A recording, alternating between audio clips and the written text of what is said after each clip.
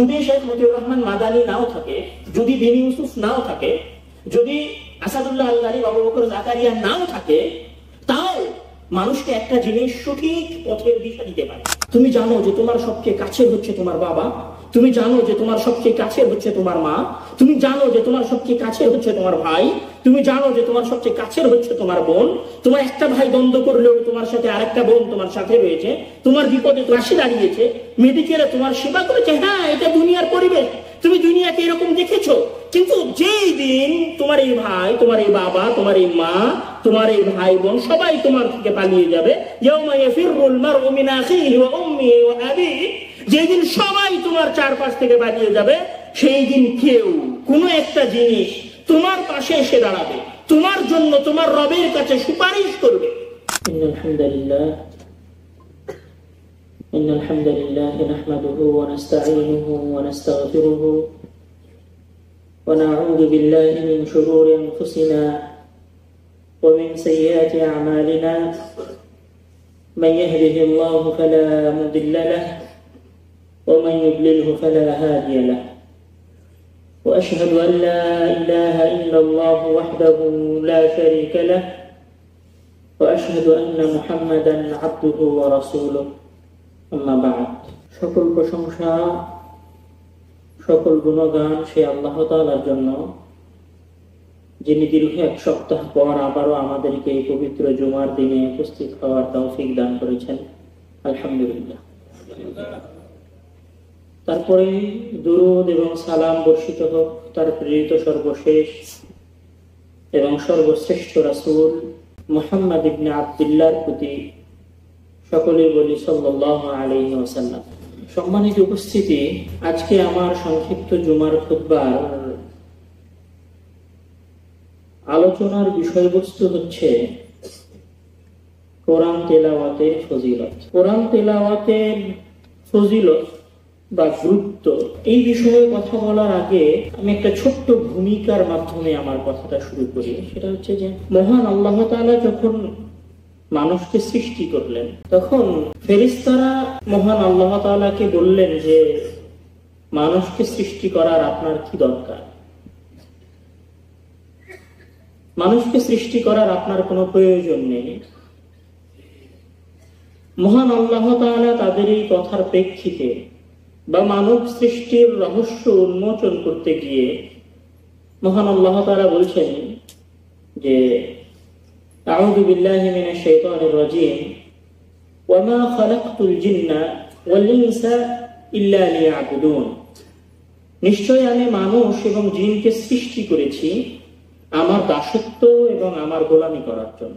মহান আল্লাহ তাআলা যখন মানুষকে দাসত্ব এবং গোলামি করার জন্য সৃষ্টি করলেন, তার পাশাপাশি মহান আল্লাহ তাআলা ইবলিস কে শয়তানে রূপান্তরিত করলেন, এবং যার বাহিনীর মূল কাজ হচ্ছে আল্লাহ তাআলা যে উদ্দেশ্যে মানুষকে সৃষ্টি করেছে সেই উদ্দেশ্য থেকে মানুষকে হটিয়ে দেওয়া, দূরে সরে নিয়ে যাওয়া। মানে আল্লাহ তাআলা আদমকে সৃষ্টি করলেন, মানুষকে সৃষ্টি করলেন তার ইবাদতের জন্য, আর ইবলিসকে ছাড় দিয়ে দিলেন যে ইবলিস আল্লাহ তাআলার এই উদ্দেশ্য থেকে মানুষকে দূরে সরে নিয়ে যাবে। মানে মানুষকে আল্লাহ তাআলার দাসত্ব করতে দিবে না, বরং মানুষকে দুনিয়ার দাসত্ব করতে বলবে, পাপের দাসত্ব করতে বলবে, ভোগ বিলাসের দাসত্ব করতে বলবে, বিলাসিতার দাসত্ব করতে বলবে, গোলামীর দাসত্ব করতে বলবে। এই যে আল্লাহ তাআলার দাসত্ব করা আর দুনিয়ার দাসত্ব করা, এই উভয় যুদ্ধের মাঝে মানুষকে সঠিক পথে রাখার জন্য, যেন মানুষ ভ্রান্তি, ভ্রষ্টতা, দুনিয়ার দাসত্ব এবং আল্লাহ তাআলার দাসত্ব এবং গোলামীর মাঝে পার্থক্য করতে পারে, এই জন্য মহান আল্লাহ তাআলা মানুষের সময়ের সাথে সাথে, যুগের বিবর্তনের সাথে সাথে, সময় পার হওয়ার সাথে সাথে মানুষকে সঠিক পথে রাখার জন্য পথ প্রদর্শক পাঠিয়েছেন। এবং অসংখ্য ব্যক্তিদেরকে পাঠিয়েছেন মহান আল্লাহ তাআলা এই দুনিয়ায়, যারা মানুষকে ভ্রান্তি, ভ্রষ্টতা এবং মহান আল্লাহ তাআলার দাসত্বের মাঝে পার্থক্য বুঝিয়ে দেয়। এই ব্যক্তিদেরকে বলা হয় বা এনাদেরকে আমরা চিনি নবী বা রাসূল নামে, যাদের কাজ হচ্ছে মানুষকে সঠিক এবং ভ্রান্ত পথের পার্থক্য বুঝিয়ে দেওয়া। যুগের সাথে সাথে মহান আল্লাহ তাআলা অসংখ্য নবী এবং রাসূল পাঠিয়েছেন এই কাজের জন্য। কিন্তু যখন মুহাম্মদ সাল্লাল্লাহু আলাইহি ওয়াসাল্লামকে পাঠানো হয়ে গেল, তো মুহাম্মদ সাল্লাল্লাহু আলাইহি ওয়াসাল্লামের পরে মহান আল্লাহ তাআলা আর কোনো মানুষকে পাঠান না, বা কিয়ামত পর্যন্ত আর কোনো মানুষকে পাঠাবেন না। তাহলে এই দীর্ঘ সময়, কিয়ামত পর্যন্ত এই লম্বা সময় মানুষকে কে সঠিক পথের উপরে রাখবে? কোথায় গেলে, কার কাছে গেলে মানুষ সঠিক পথের দিশা পাবে? যেমন দাড়ি টুপিওয়ালা একটা মানুষ সত্য কথা বলছে, সেখানে তার বিপরীতে আরেকজন দাড়ি টুপিওয়ালা মানুষ মিথ্যা কথা বলছে। যেখানে একজন দাড়ি টুপিওয়ালা মানুষ দ্বীনের দাওয়াত দিচ্ছে, সেখানে আরেকজন দাড়ি টুপিওয়ালা মানুষ মানুষকে পথভ্রষ্টতার দাওয়াত দিচ্ছে। এই যে এলোমেলো পরিবেশ, এইরকম একটা পরিবেশেও বা যেখানে দুনিয়ার ফিতনার ব্যাপকতা লাভ করেছে, এইরকম একটা পরিবেশেও কোন জিনিস বা এমন কে মানুষকে হেদায়েত দিতে পারে? আল্লাহ তাআলা কেন তাহলে মুহাম্মদ সাল্লাল্লাহু আলাইহি ওয়াসাল্লামের পরে আর কোন নবী এবং রাসূল পাঠালেন না? তাহলে কি মানুষ এই সময়টাতে বিভ্রান্তির মধ্যেও থাকবে? মহান আল্লাহ তাআলা এই প্রশ্নের জবাবে বলছেন যে আলিফ লাম মিম যালিকাল কিতাব লা রাইবা ফীহি হুদাল লিল মুত্তাকিন। এটি এমন একটি গ্রন্থ, যেই গ্রন্থের প্রত্যেকটা কথা, প্রত্যেকটা বাণী সত্য, এবং এই গ্রন্থটা মানুষকে সঠিক পথ দেখায়। দুনিয়ার দাসত্ব করা এবং মহান আল্লাহ তাআলার দাসত্ব করার প্রকৃত পথ, যে কোনটা করলে দুনিয়ার দাসত্ব হবে আর কোনটা করলে মহান আল্লাহ তাআলার দাসত্ব হবে, এই বিষয়ে মানুষকে পথ দেখাতে পারে, সেটা হচ্ছে এই গ্রন্থ। আর এই গ্রন্থের নাম হচ্ছে আল কোরআন।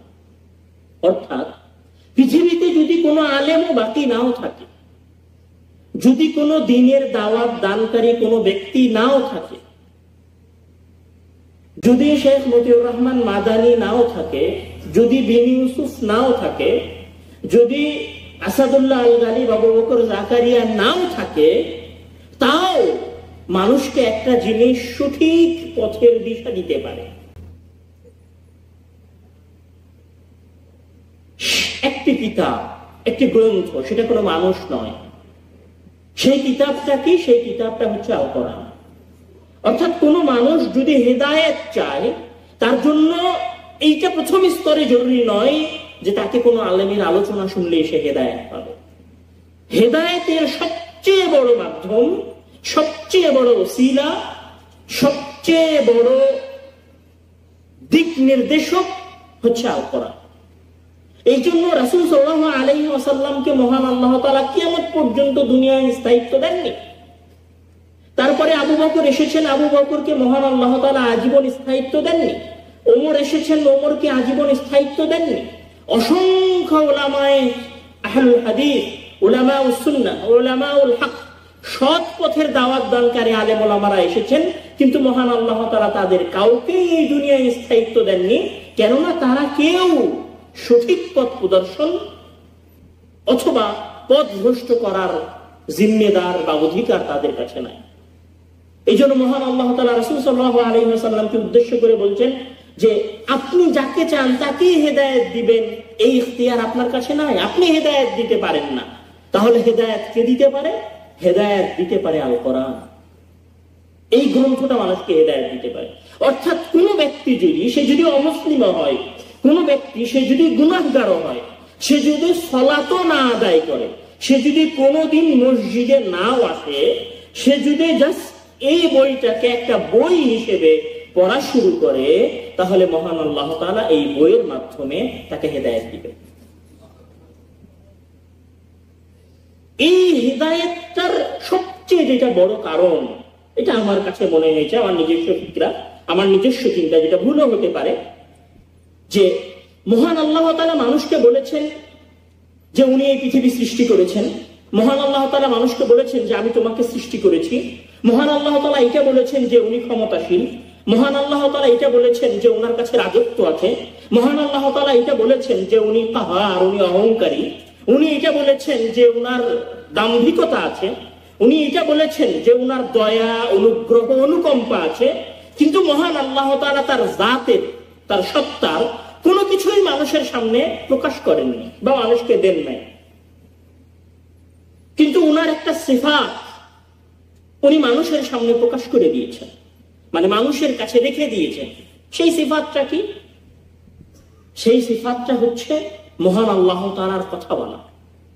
মহান আল্লাহ তাআলা যা বলেছেন তা এই কোরআনে পরবর্তীতে সাহাবায়ে রাসূল সাল্লাল্লাহু আলাইহি ওয়াসাল্লামের মাধ্যমে, জিবরিল আমিনের মাধ্যমে রাসূলের কাছে যা এসেছে, রাসূলের ওই কথাগুলো সাহাবায়ে কেরাম পরে উসমান রাদিয়াল্লাহু তাআলা আনহু কাগজের পৃষ্ঠায় লিপিবদ্ধ করেছেন।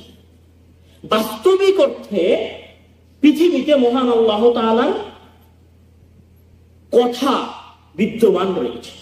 মানে মহান আল্লাহ তাআলা যেগুলো বলেছেন, বলেছেন মানে যেগুলো উনি বলেছেন, কথা বলতে যেটা বুঝায় কালামুল্লাহ, আল্লাহর কথা, আল্লাহর কথা বলতে যেটা বুঝায় সেই কথা এই কোরআনের মধ্যে আছে।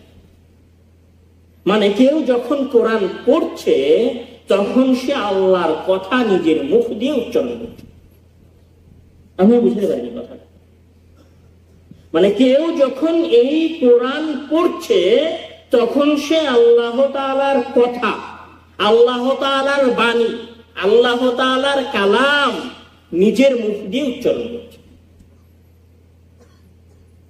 আল্লাহ তাআলার কথা বা আল্লাহ তাআলার বাণী মুখ দিয়ে উচ্চারণ করা, বুঝে পড়ার পরে আমার মনে হয় না যে কোনো মানুষ পথভ্রষ্ট হতে পারে বা তার হৃদয়ে ঈমান প্রবেশ করবে না। এই জন্য কোরআনের ক্ষেত্রে দুইটা কথা। প্রথম দুইটা কথা, এক, যে কোরআন হচ্ছে হেদায়েতের মূল মাধ্যম। রাসূল সাল্লাল্লাহু আলাইহি ওয়াসাল্লাম কিন্তু হেদায়েত দানকারী না, উনি হচ্ছেন নাযীর এবং বাশীর। সতর্ক করেন এবং সুসংবাদ দান করেন যে দেখো এটা হচ্ছে জান্নাতের রাস্তা, এটা হচ্ছে জাহান্নামের রাস্তা। কিন্তু কোরআন হচ্ছে হুদান, যে হেদায়েত দেয় মানুষকে। দ্বিতীয় কোরআনের যেটা বৈশিষ্ট্য সেটা হচ্ছে কোরআন কালামুল্লাহ, আল্লাহর কথা। অর্থাৎ কেউ যদি কোরআন পড়ে তাহলে তার এইটা অনুধাবন করা উচিত বাস্তবিক অর্থে, প্রকৃতার্থে, সত্য ভেবে, এই অনুভূতির সাথে যে আমি আল্লাহর কথা, আল্লাহর বাণী, যেটা আল্লাহ তাআলা নিজে বলেছেন সেটা আমি উচ্চারণ করছি।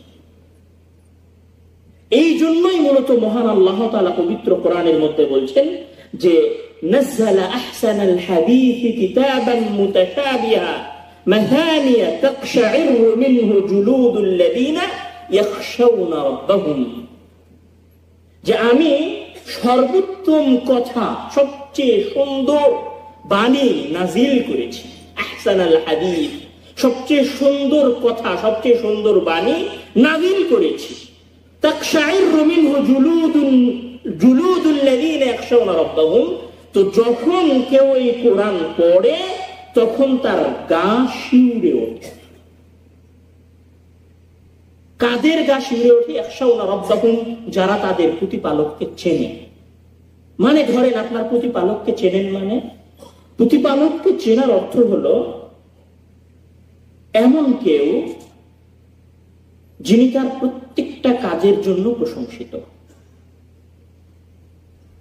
মানে আমি একটা মাদ্রাসা করেছি, আমি আমার মাদ্রাসার কিছু ডিসিশনের জন্য প্রশংসিত আর কিছু ডিসিশনের জন্য মানুষ আমার নিন্দা করে। আমি একটা কোম্পানি খুলেছি, আমার কোম্পানি যতই সফল হোক না কেন তারপরও আমার কিছু ডিসিশনের কারণে আমি প্রশংসিত এবং আমার কিছু ডিসিশনের কারণে আমার কোম্পানির লোকেরা আমার উপর নারাজ। ধরেন পৃথিবীর সবচেয়ে সফল ব্যবসায়ী হচ্ছে ইলন মাস্ক। ইলন মাস্ক তার স্পেসএক্স এর জন্য প্রশংসিত, কিন্তু তার টেসলা গাড়ির জন্য নিন্দিত।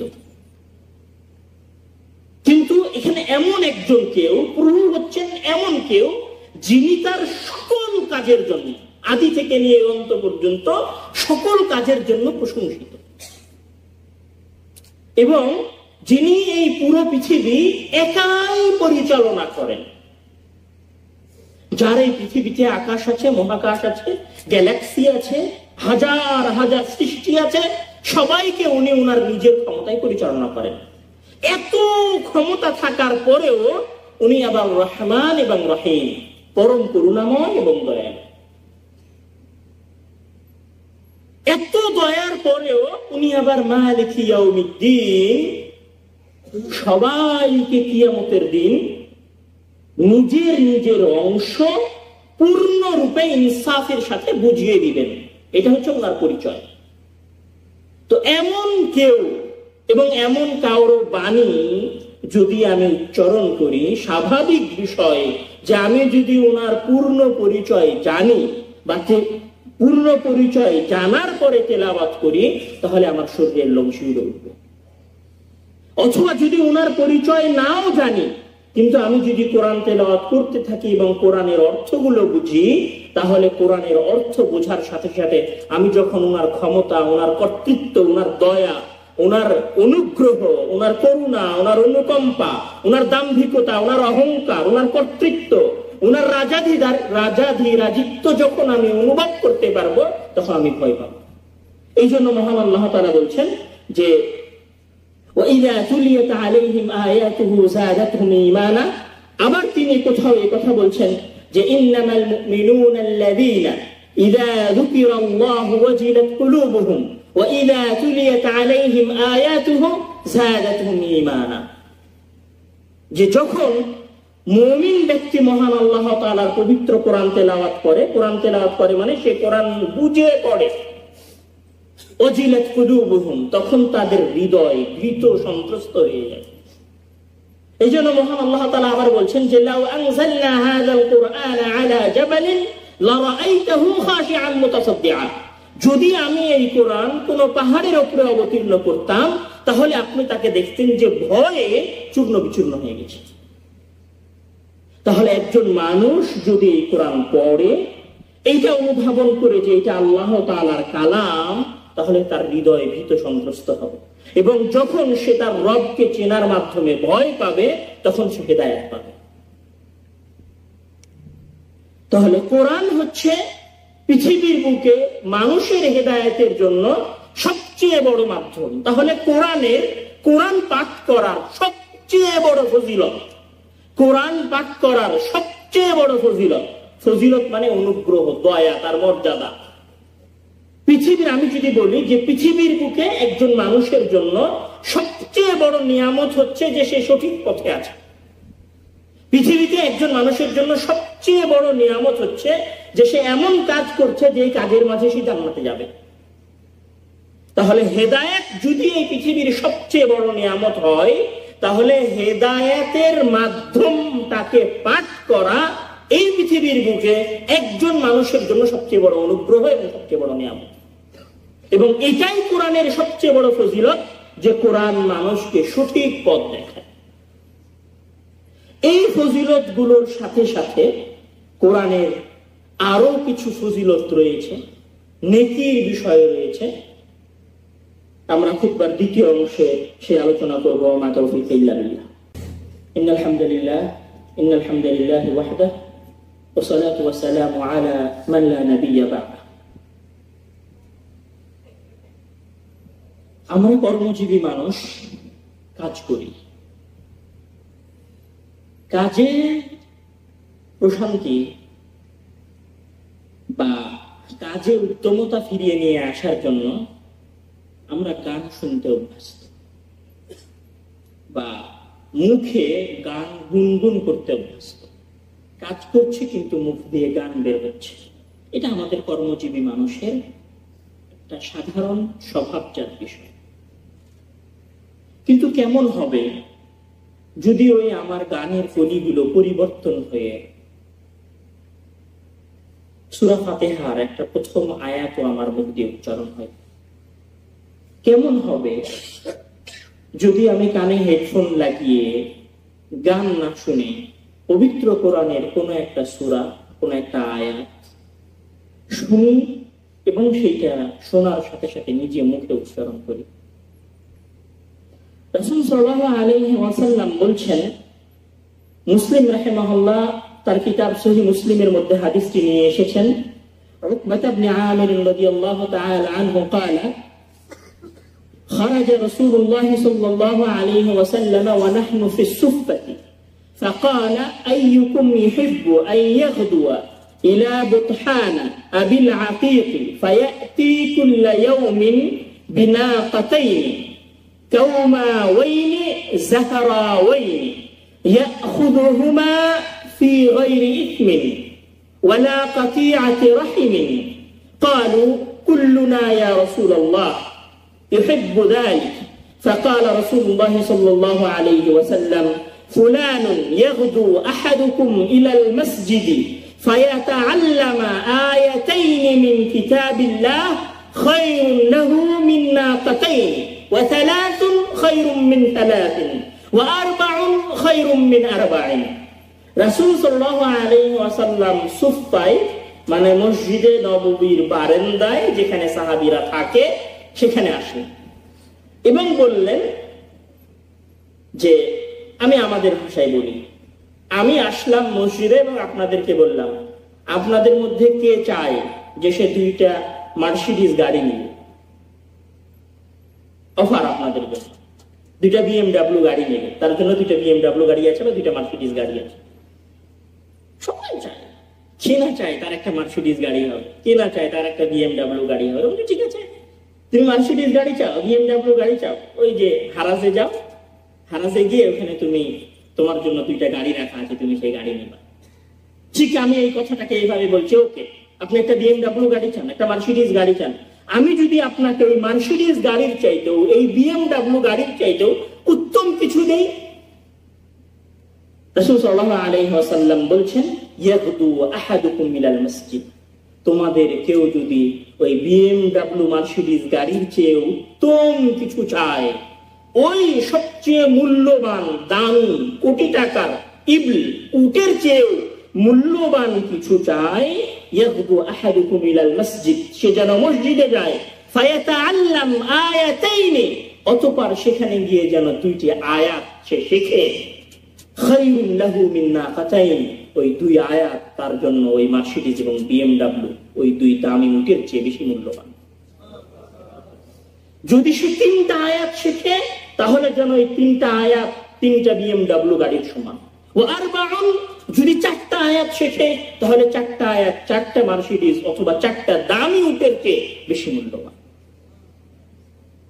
রাসূল সাল্লাল্লাহু আলাইহি ওয়াসাল্লাম আরো বলছেন, আব্দুল্লাহ ইবনে মাসউদ রাদিয়াল্লাহু তাআলা আনহু আন্না রাসূলুল্লাহ সাল্লাল্লাহু আলাইহি ওয়াসাল্লাম قال من قرأ حرفا من كتاب الله فله حسنة والحسنة بعشر أمثالها لا أقول ألف لام ميم حرف بل ألف حرف ولام حرف وميم حرف. তোমাদের কোন ব্যক্তি যদি পবিত্র কোরআনের একটা অক্ষর উচ্চারণ করে তাহলে সে একটা অক্ষরের বিনিময়ে এক নেকি পাবে, অথবা তার 10 গুণ নেকি পাবে। তারপর রাসূল সাল্লাল্লাহু আলাইহি ওয়াসাল্লাম বলছেন, তুমি এটা মনে করো না যে একটা অক্ষর মানে একটা শব্দ, কুল বললে 10 নেকি হবে না। কুলের কাফের জন্য 10 নেকি, লামের জন্য 10 নেকি। তাহলে কেউ যদি আলহামদুলিল্লাহ রাব্বিল আলামিন পড়ে তাহলে আলের আলিফের জন্য 10 নেকি, লামের জন্য 10 নেকি, হায়ের জন্য 10 নেকি, মিমের জন্য 10 নেকি, দালের জন্য 10 নেকি। যদি আলহামদুর পরে লিল্লাহ পড়ে তাহলে লিল্লাহের লামের জন্য 10 নেকি, তারপরের লামের জন্য 10 নেকি, তারপরের হায়ের জন্য 10 নেকি। যদি লিল্লাহি রাব্বিল আলামিন পড়ে তাহলে রব্বের 3 অক্ষরের জন্য 3 × 30 নেকি। যদি রব্বিল আলামিন পড়ে তাহলে আলামিনের প্রতিটা অক্ষরের জন্য তার জন্য 10 নেকি। এরপরে মহান রাসূল সাল্লাল্লাহু আলাইহি ওয়াসাল্লাম আরো বলছেন যে এই হাদিসটা বলার আগে আপনি ঘুম থেকে উঠেছেন, ঘুম থেকে ওঠার পরে দেখছেন যে পুরো সিডর ক্যাম্পের কোনো বিল্ডিং নাই, কোনো গাড়ি ঘোড়া নাই, কোনো দালান কোঠা নাই, সব সমান দুধুমরুভূমির মতো হয়ে আছে। আমি এই মাথা থেকে ওই মাথা পর্যন্ত সব দেখতে পাচ্ছি। আমার চারপাশে মানুষজন দিশেহারা হয়ে ছোটাছুটি করছে। আমি নিজেও বুঝতে পারছি না আসলে এখানে কাহিনীটা কি হচ্ছে। আমি নিজেও অনেক চিন্তিত যে আমি কোন পরিবেশের মধ্যে পড়লাম। আমি একদম উলঙ্গ অবস্থায় নিজেকে আবিষ্কার করেছি। আমার চারপাশের সকল মানুষগুলো ছুটে বেড়াচ্ছে।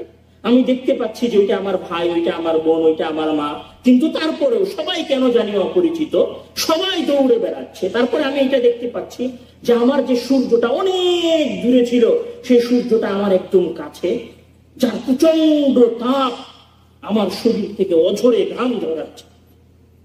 আমি যে পরিবেশে ঘুমিয়েছিলাম তার চাইতে সম্পূর্ণ আলাদা পরিবেশ আমি দেখতে পাচ্ছি। আমি অনেক চিন্তিত, অনেক দিশেহারা। সবাই ছুটে বেড়াচ্ছে, সূর্যটা কাছে চলে এসেছে, কোনো পাহাড় পর্বত নাই, কোনো বাড়ি ঘর নাই, কোনো দালান কোঠা নাই, আমার মোবাইল নাই, আমার ল্যাপটপ নাই, আমার বেডটা নাই, আমার চকিটা নাই, কিচ্ছু নাই। আমি একদম দিশেহারা। এইরকম একটা পরিস্থিতিতে আমি কিছুক্ষণ পরে বুঝতে পারছি, ও আমি তো কিয়ামতের মাঠে উঠেছি, এখানে এখন আমার বিচার হবে। জীবনে অসংখ্য পাপ করেছি, এখন আমার কি হবে? আমি বড় ভয়ের মধ্যে আছি, ভয়ঙ্কর অবস্থা। মানুষ ছোটাছুটি করছে, একবার ওই নবীর কাছে যাচ্ছে, একবার ওই নবীর কাছে যাচ্ছে, একবার ওই নবীর কাছে যাচ্ছে, কেন কোনো কিছু হয় না। এইরকম একটা দিশেহারা পরিবেশের মধ্যে যখন আমার সাহায্য করার কেউ নেই, আমি নিজে চিন্তিত, আমি নিজে বিচলিত, আমি কি করব খুঁজে পাচ্ছি না, আমার কি করা উচিত সেটাও আমি বুঝতে পারছি না, তখন আমি দেখছি যে يؤتى بالقرآن يوم القيامة وأهله الذين كانوا يعملون به تقدمه سورة البقرة وآل عمران ضرب لهما رسول الله صلى الله عليه وسلم 3 أمثال ما نسيتهن بعد قال كأنهما غمامتان وذلتان سوداوان بينهما شرق أو كأنهما حزقان من طير سواف তুহাজ্জানি আন সাহিবিহিমা। এইরকম একটা ভয়ঙ্কর পরিস্থিতিতে যখন সূর্য একদম আমার কাছে, আমার শরীর সূর্যের তাপে জ্বলে যাচ্ছে, আমি একদম দিশেহারা, এইরকম একটা পরিস্থিতিতে আমি দেখছি যে দুটা মেঘ ছায়া নিয়ে আমার কাছে আসতেছে, ছায়া হয়ে আমার উপরে আসতেছে, আমার কাছে তারা ছায়া হয়ে এসেছে। তুহাজ্জান, অতঃপর তারা দুইজন ঝগড়া করছে। তুহাজ্জান আরবির হাদ্দা শব্দ হচ্ছে লড়াই করছে। ফি সাহিবিহিমা, মানে আমাকে নিয়ে ঝগড়া করছে। কিসের ঝগড়া করছে? তারা আল্লাহ তাআলাকে বলছে যে আল্লাহ তাআলা তোমাকে এই ব্যক্তিকে জান্নাতে দিতে হবে, তোমাকে এই ব্যক্তিকে জান্নাতে দিতে হবে, তোমাকে এই ব্যক্তিকে জান্নাতে দিতে হবে, তুমি কেন তাকে জাহান্নামে দিবা, তাকে তুমি জান্নাতে দাও। এইরকম একটা তর্ক বিতর্ক আমাকে নিয়ে চলছে। তো আমি আবিষ্কার করলাম তারা কারা? তারা হচ্ছে সূরাতুল বাকারা ও সূরাতুল ফাতিহা, সূরাত আলে ইমরান। একটা হচ্ছে সূরা বাকারা আর একটা হচ্ছে সূরা আলে ইমরান। মানে এরকম একটা ভয়ঙ্কর পরিস্থিতিতে আপনি যদি কোনোদিন সূরা বাকারা এবং সূরা আলে ইমরান পড়ে থাকেন, তাহলে ওই ভয়ঙ্কর পরিস্থিতিতে সূরা বাকারা এবং সূরা আলে ইমরান আপনার মাথার উপরে ছায়া হয়ে আসবে এবং আপনার রবের সাথে আপনার জন্য দ্বন্দ্ব করবে। এবং কথা এখানেই নয়, রাসূল সাল্লাল্লাহু আলাইহি ওয়াসাল্লাম আরো বলছেন এরকম একটা ভয়ঙ্কর পরিস্থিতিতে ইকরাউল কোরআন, রাসূল সাল্লাল্লাহু আলাইহি সাহাবীদেরকে উদ্দেশ্য করে বলছেন যে তোমরা কোরআন পাঠ করো, তোমরা কোরআন তেলাওয়াত করো। কেন জানো? কেননা তুমি জানো যে তোমার সবচেয়ে কাছের হচ্ছে তোমার বাবা, তুমি জানো যে তোমার সবচেয়ে কাছের হচ্ছে তোমার মা, তুমি জানো যে তোমার সবচেয়ে কাছের হচ্ছে তোমার ভাই, তুমি জানো যে তোমার সবচেয়ে কাছের হচ্ছে তোমার বোন। তোমার একটা ভাই দ্বন্দ্ব করলেও তোমার সাথে আরেকটা বোন তোমার সাথে রয়েছে, তোমার বিপদে তোমার পাশে দাঁড়িয়েছে, মেডিকেলে তোমার সেবা করেছে। হ্যাঁ, এটা দুনিয়ার পরিবেশ, তুমি দুনিয়াকে এরকম দেখেছো।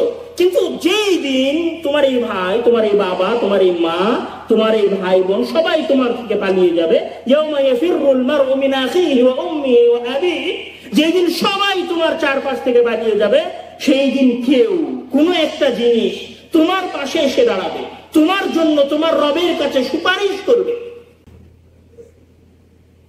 কার কাছে সুপারিশ করবে? যিনি বলবেন, যার কার কাছে সুপারিশ করবে? যিনি বলবেন লিমানিল মুলকুল ইয়াউম লিল্লাহিল ওয়াহিদিল কাহার, যিনি সকল মানুষকে উলঙ্গ করে এই পৃথিবীর মাঝে হাজির করে বলবেন লিমানিল মুলকুল ইয়াউম, আজকে কার রাজত্ব আছে, কার হাতে ক্ষমতা আছে?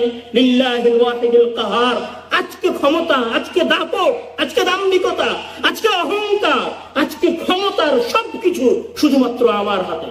এই রকম যখন দাম্ভিকতা প্রকাশ করবে, তার সামনে যখন কারো কথা বলার কোনো সক্ষমতা থাকবে না, তখন কোরআন আপনার পক্ষ নিয়ে মহান আল্লাহ তাআলার কাছে শাফাত করবে।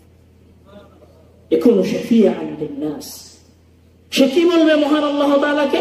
তাজিউল কুরআনু ইয়াউমাল কিয়ামাহ, কোরআন কিয়ামতের দিন আসবেন। ফায়াকুলু ইয়া রাব্বি হাল্লিহি ফাইলবাস তাজাল কিরামাহ।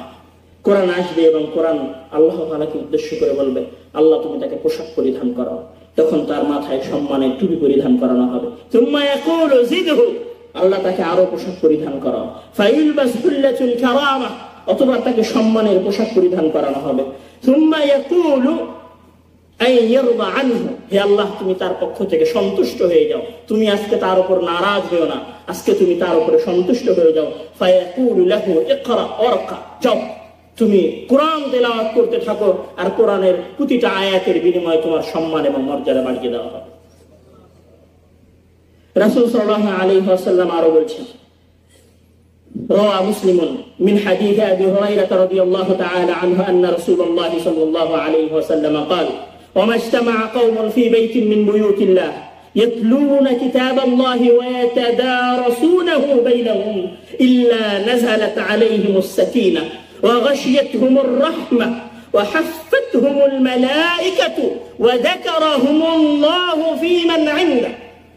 রাসূল সাল্লাল্লাহু আলাইহি ওয়াসাল্লাম বলছেন, কওমুন ইজতামা ফি বাইতিন মিন বুয়ুতিল্লাহ, যখন গুটি কয়েক লোক আল্লাহ তাআলার কোন এক মসজিদে একত্রিত হয়েছে, ইয়াতলুনা কিতাবাল্লাহ, তারা সেখানে কোরআন পাঠ করছে, ওয়া ইয়াতাদারাসুনা বাইনাহুম, একজন আরেকজনকে শিখিয়ে দিচ্ছে, ইল্লা নাযালাত আলাইহিমুস সাকিনাহ, যখন তারা এরকম করে, নাযালাত আলাইহিমুস সাকিনাহ, তাদের উপরে শান্তি অবতীর্ণ হয়। গাশিয়াতহুমুর রাহমাহ, আল্লাহ তাআলার দয়া তাদেরকে ঘিরে ফেলে। ওয়া হাফাতহুমুল মালায়েকা, ফেরেশতারা তাদেরকে ঘিরে রাখে। ফেরেশতারা, ওয়া হাফাতহুমুল মালায়েকা, আল্লাহর সেনাবাহিনী তাদেরকে ঘিরে রাখে। যাকারাহুমুল্লাহু, আল্লাহ তাআলা নিজে, যাকারাহুমুল্লাহু, আল্লাহ তাআলা নিজে তাদের কথা তার সামনে থাকা ফেরেশতাদের সামনে বলেন যে দেখো আমার আব্দুল করিম, আব্দুল জব্বার, আব্দুল খালেক, আমার অমুক অমুক বান্দা আমার অমুক মসজিদে বসে কোরআন তেলাওয়াত করছে। কে বলেন? যাকারাহুমুল্লাহ, আল্লাহ তাআলা নিজে তাদের কথা তার সামনে থাকা, তার পাশে থাকা ফেরেশতাদের সামনে উল্লেখ করেন। এটা হচ্ছে কোরআন তেলাওয়াতের ফজিলত। সম্মানিত উপস্থিতি, কোরআন মহান আল্লাহ তাআলার কালাম, মহান আল্লাহ তাআলার বাণী, মহান আল্লাহ তাআলা নিজে যা বলেছেন তাই কোরআনের মাঝে আছে। আমরা সবাই হিদায়াতের জন্য দিশেহারা, আমরা সবাই একটু নসিহত পাওয়ার জন্য পাগল পাড়া, আমরা সবাই মজলিস এবং জালসা আয়োজন করার জন্য অতি উৎসাহী, কিন্তু মহান আল্লাহ তাআলা বলছেন হ্যাঁ হুদাল লিন-নাস, এটা তোমাদের জন্য হিদায়াত। আসে আমরা আমাদের ফুরসতের সময় কাজের পাশাপাশি গান না শুনে কোরআন তেলাওয়াত শুনি, কোরআন পড়ার চেষ্টা করি, কোরআন অনুধাবন করার চেষ্টা করি। যেই দিন আপনার কোনো সহযোগী থাকবে না, সেই দিন কোরআন আপনার সহযোগী হবে। মহান আল্লাহ তাআলা আমাদের সকলকে কোরআন পাঠ করা, কোরআন তেলাওয়াত করা, কোরআন অনুধাবন করা, কোরআনের অর্থ বোঝা তৌফিক দান করুন। আল্লাহুম্মা আমিন। ওয়া আখিরু দাওয়ানা আলহামদুলিল্লাহি রাব্বিল আলামিন। আসসালামু আলাইকুম ওয়া রাহমাতুল্লাহি ওয়া বারাকাতুহু।